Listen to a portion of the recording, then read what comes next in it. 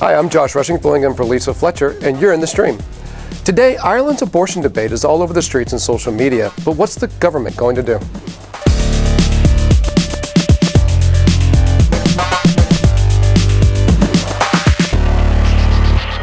Anushay Hossain is here filling in for Malika as our digital producer. She covers global women's issues on her blog, Anushay's Point.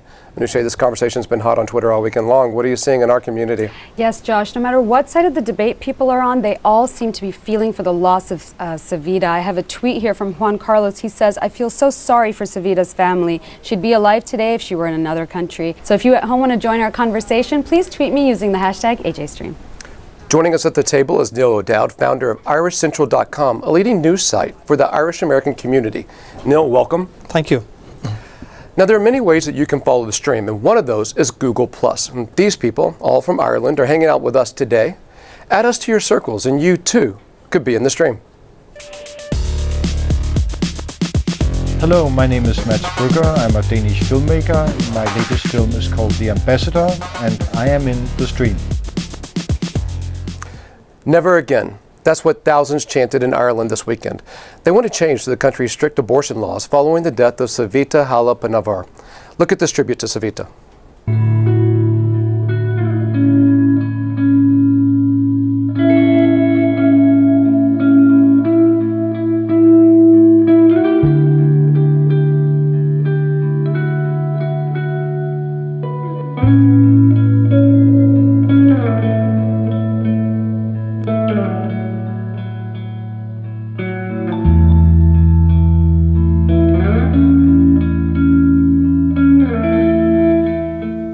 That clip gives you a small sense of the depth of emotion around this case. Thanks to Christopher Tierney for creating and sharing it. Last month, Savita arrived at the Galway hospital reportedly already miscarrying. After begging for a termination, she was denied an abortion and allegedly told, "This is a Catholic country." Days later, she died from blood poisoning. Her husband believes an abortion may have saved her life. According to an Irish Supreme Court ruling, abortion can only be carried out to save the life of a mother. But that decision was never put into law, leaving what many say is a gray area over when an abortion may be legally performed. Pro-life supporters say the law is clear and needs no change. Activists on both sides of the issue have been discussing the case using the hashtag Savita, and it's gotten intense. So let's get started. Sarah McCarthy is the spokesperson for Galway Pro-Choice. Dr. Sean O'Donnell is the director of the Life Institute in Dublin. Welcome. Sarah, this weekend saw tens of thousands in the streets. What's the pro-choice community looking for? The immediate need is obviously legislation to reflect the X case. It's been 20 years since the Supreme Court said that women in Ireland have a right to an abortion if their life is at risk, but 6 successive governments have failed to implement legislation to reflect this, and that is the most urgent need at the moment. Can you give us just a brief background? I know Case X is a big part of this story, and I think most of our international audience may not know exactly what Case X is. Can you wrap that up for us? Yeah, no problem. So X was a 14-year-old rape victim who was prevented from having an abortion by the Irish state. Her parents took her to England, and while there they contacted the Gardaí to see if they would be able to use the fetus as evidence in the criminal proceedings against her rapist, and the Attorney General ordered them to return back to Ireland, where once they returned they placed an injunction on her travelling for 9 months. And her parents obviously challenged this, took it to the Supreme Court, and the Supreme Court, X was suicidal, and she said that if she was forced to carry through with the pregnancy, she would end her own life. And the Supreme Court ruled that this threat of suicide constituted a risk to the life of the mother.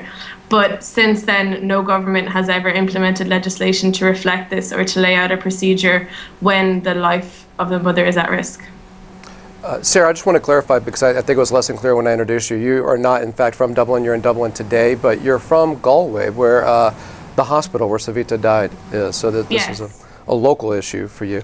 Yeah, Anastasia, absolutely. what's the community saying about it? Our online community has a lot to say about it. I have a tweet here from Juan Carlos. He's saying that religion-infused imposed laws similar to other Western European countries 30 years ago. Women's health should be women's decision. I also have a Facebook comment from Christine. She said, people have voted to protect the mother's life, and we have waited 20 years for the cowardly governments to change the legislation accordingly to protect doctors. This has to happen, and it has to happen now before another Civita is lost. So, Colette, I want to pose this question to you. Would you agree that it is now more urgent than ever? It is now more urgent than ever to remove barriers between women and their reproductive health care? Yeah, I mean, this has been an urgent issue for the last 20 years, and even in the X case judgment in 1992, one of the judges who delivered that verdict said the failure of the government at that point to introduce legislation wasn't just unfortunate, it was inexcusable. 6 years later, we had another case, the C case, and in that instance, the judge in that case said that she didn't want the High Court to turn into a licensing authority for abortion. So vulnerable women, desperately ill women, forced to go to the High Court to try and determine their rights to a lawful abortion in their own country. The European Court of Human Rights has found that there's a lack of clarity as to what constitutes a real and substantial risk to the life, because that's the phraseology that's used in the Constitution. But I suppose if you're a doctor, at what point does a real risk to health develop into a risk to life? Because it's only at that point that they're legally allowed to offer women an abortion. And for doctors in this area, it's a grey area, and doctors have been coming out this week and saying, you know, there's a real fear of professional sanction and criminal sanction if their decisions are retrospectively challenged by maybe an inquiry or if somebody complains. So, I mean, it's absolutely essential that there's legal clarity and that legislation finally, belatedly, is introduced. I mean, this isn't just this is a human rights issue, not just a medical issue, and it's long past time that the Irish government dealt with this issue. Colette, you're a columnist at the Irish Examiner. I know you've been tweeting a lot about this because I follow you on Twitter. When you talk about doctors being scared of performing an abortion because they're worried about being prosecuted because of the gray area created, I'm curious, are there any examples of that since Case X came out? Have there been doctors there that have been prosecuted for that? There haven't been, as far as I know, there haven't been. But what we've had this week is a lot of women going on talk radio in this country and telling about their experiences with the medical profession. And there's kind of what a euphemism for do you want an abortion in this country is, here's your file, you might want to travel. And this is what desperately ill women are being told by their doctors. Doctors, they're just a real kind of fear, because obviously it's a huge issue for them. They could be struck off the medical register, and you know their entire career could be ruined. Just for the sake of political cowardice and politicians being too afraid to tackle this issue. Sean O'Donnell, can I bring you into the conversation here? One, why does Ireland seem out of step with the rest of the EU and with the US on this issue? Ireland has some of the strictest anti-abortion laws.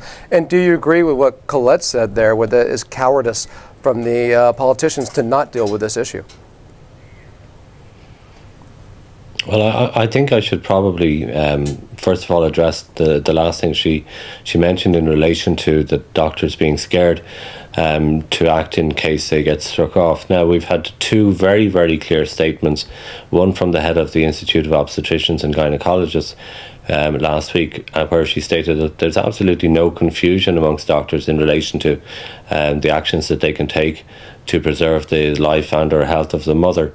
The second statement was from Professor Kieran Murphy, who's the head of the Medical Council, and he stated that the wording in the Medical Council ethics guidelines are absolutely clear, and in fact they were so clear that they won an award for their clarity of English. So there is no confusion amongst medical professionals. Well, wait, Sean, if it's so clear, then why not go ahead and put it into law? Is considered as paramount.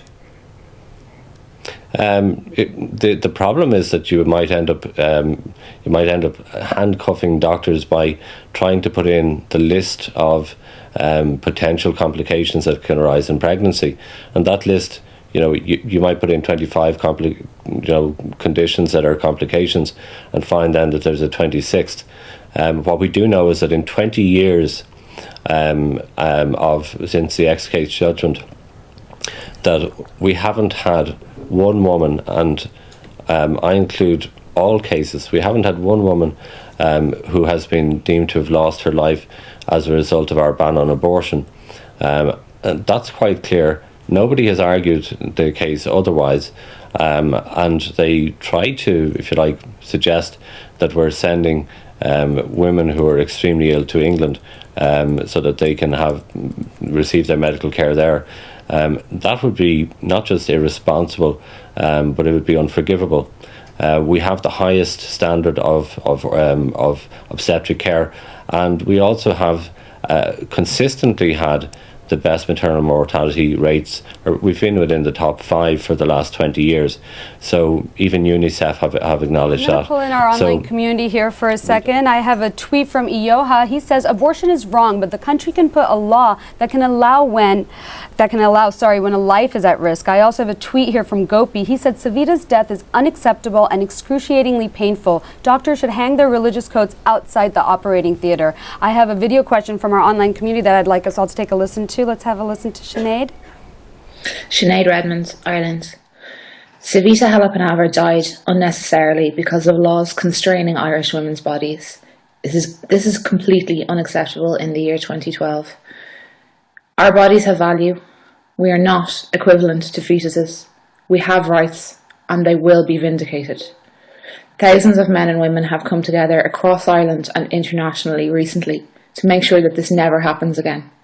Help us. Join us. So Rory Fitzgerald, you're a journalist and attorney in court. You believe that the law is clear and does not need changing. So I want to pose this next question to you. What do you think it says about a society that in this day and age would deny a woman, a living, breathing woman, access to medical procedure that could have saved her life? Well, first I have to take issue with that. I mean, I'm not on either side of the fence on this issue. But what I do believe is that I welcome the fact in a way that there's a discussion of those around such tragic circumstances. However, we need to go back and look at the facts in this situation. And the first fact is that it has been widely reported around the world that Savita died because she was denied an abortion.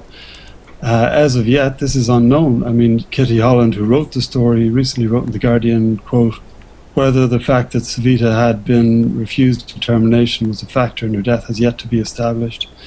So, we need to get the facts straight first, and from there, I think, hopefully a civil discussion will develop in the country, because there is a need for some clarity, I do believe.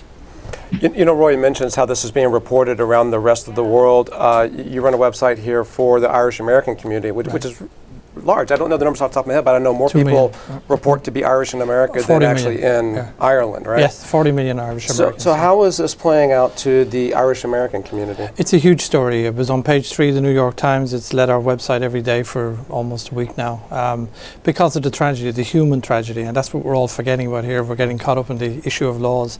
But I think for the woman who was suffering this pain for 3 days, while a non-viable fetus still had a heartbeat, and this was the reason why she had to go through this terrible suffering. That's what's getting people, is the human story, this vital, beautiful woman that you showed from India, a dentist in Ireland, part of this new great immigrant community into Ireland.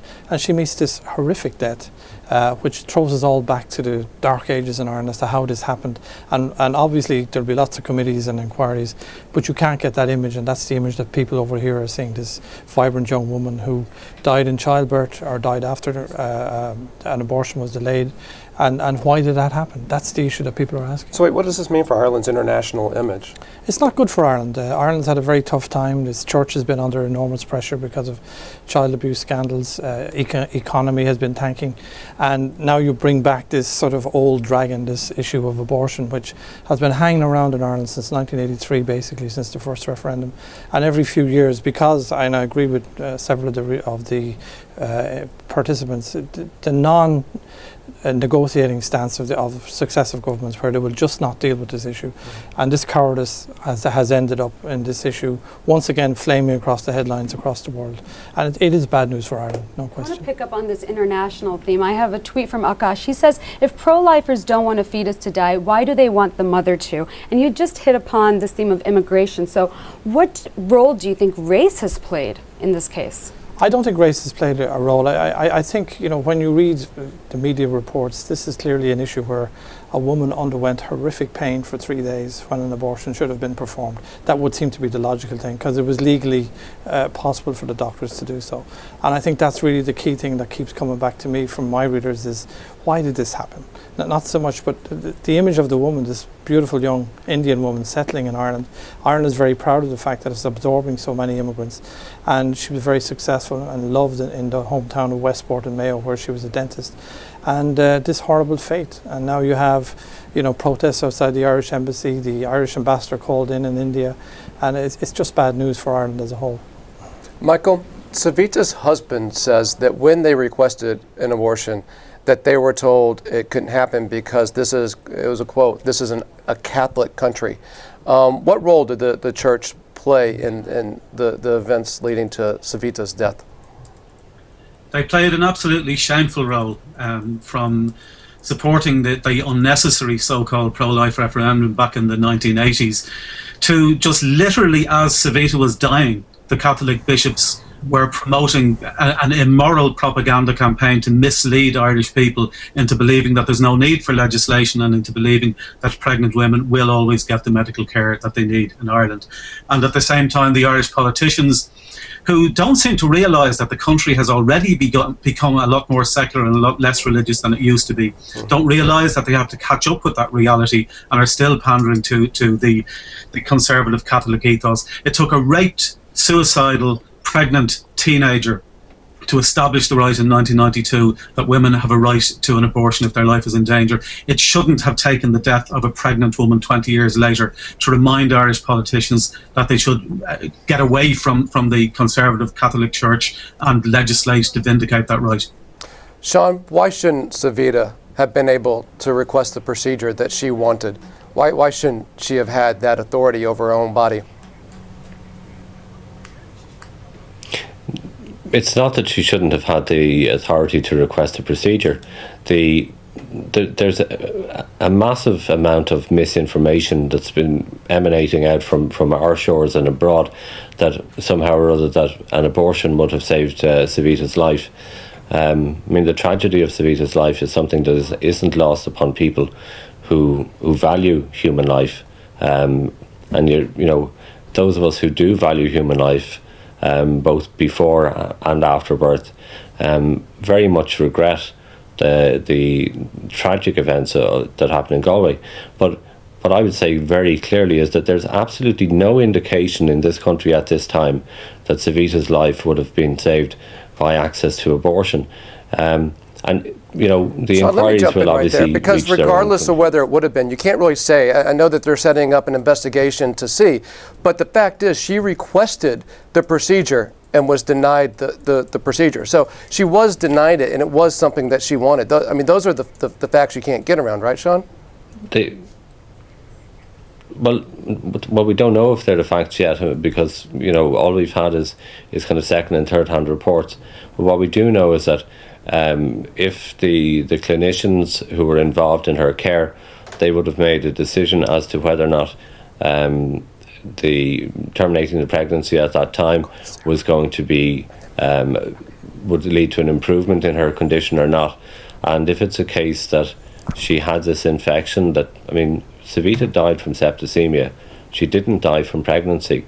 So it was very likely that, and this has been reported in the papers, it was very likely that an earlier delivery of the child, whether the child was viable or not, would not actually have saved her life. Sarah, is this a matter of malpractice and not a matter of pro-choice? No, absolutely not. I mean, doctors are in an impossible situation. I would refute the speaker's earlier points. You have a number of articles by doctors coming up all over the place saying that they feel themselves they are in an impossible situation. On the one hand, they have the Supreme Court ruling, but on the other hand, the 1861 Act, which criminalizes abortion and those who help women to get it. And it's just an absolutely impossible situation for doctors. And also, we do know for sure that Savita requested a termination. Her and her husband requested several times that the fetus be terminated. And like it's described as her friends that she begged for a termination, but she was refused it by doctors. Savita's cervix was left open for over 80 hours. Any doctor will tell you that this dramatically increases the risk of infection, which is what Savita died from. Had the termination been carried out days before when it should have been, there's an extremely high chance that it would have saved her life. And I refute the earlier speaker's claims that it's not clear. Michael Nugent, this shouldn't be of surprise, right? Because in 2010, the European Court of Human Rights said that this was likely to happen because no law had followed after the Supreme Court decision about case X. Is that right, Michael? Yeah, well, what the European Court of Human Rights said is that there is a right to abortion in Ireland if the life of a woman is at risk. But that because the government had refused to legislate for so long, that a woman cannot vindicate that right because there's no procedure for her to determine whether or not she qualifies for it. So when Savita said that she wanted an abortion, because of the lack of legislation, there was no mechanism for her to find out whether or not she was legally entitled to it or not. And as an aside, even if she hadn't died and even if her life hadn't been at risk, it was disgraceful that she had to be put through 3 days of that agony and pain and suffering. Our online community is agreeing with you, Michael. I have a tweet here from Steve. He said, so many men arguing about something they'll never experience. I also have a tweet here from Matt. He's saying Ireland will only change these laws with approval from within Rome. There's no room for this kind of death in 2012. So Colette, I want to pose that question to you. Would you agree? I mean, is the government of Ireland waiting for some kind of go-ahead from the Vatican itself? No, I wouldn't say that. What's happening at the moment is that after the European Court of Human Rights delivered that verdict that the Irish state had breached a woman's human rights in not having a guideline or a formula for her to determine a right to an abortion, the government convened an expert group to examine its options. Now, that expert group was supposed to deliver its report in July. Then it was given an extension until the end of September. And then very mysteriously, on the very night that this story broke, the expert group report suddenly appeared. So some of us think that's a bit of a coincidence. But in any event, that report will likely be published next week. But the only kind of credible options that are available to the government at this point are really introducing legislation or else have another referendum to further restrict the rights of women. Now, the government have tried that before. In 2002, there was a referendum in this country which sought to deny suicidal women the right to an abortion. The people said no, the people refused to pass that, but still the government didn't act. So really, 20 years after the X case and 30 years after the 1983 constitutional amendment, it really is time for this government finally to act. I just make another point as well. In 1983, when that constitutional amendment was passed, divorce was illegal in Ireland. Homosexuality was a crime in Ireland. Irish society has completely changed. Recent opinion polling has shown that 80% of Irish people would favour legislation to give effect to the X case judgment. There was an opinion poll among GPs last year which found that 75% of GPs would support legislation to give effect to the X case judgment.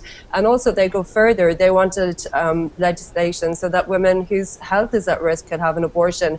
I mean, I'm not sure whether the international community is aware of it, but this legislation and the legislation that's so controversial in this country is just about saving a woman's life. So only offering an abortion if a woman's life depends on it. Irish women who want or whose health is damaged by their pregnancy will still have to travel, and still largely up to 5,000 women every year go into the UK to access abortion services in that country. I'm going to stop you right there. We're going to continue this conversation in our online post show. I want to thank Neil, Sean, Sarah for being on today, but don't go away. Like I said, this conversation will continue at stream.aljazeera.com. And then on Tuesday, a rising number of U.S. children are being given study drugs to boost their academic performance. Are attention deficit disorder drugs being overprescribed? Until then, We'll see you online.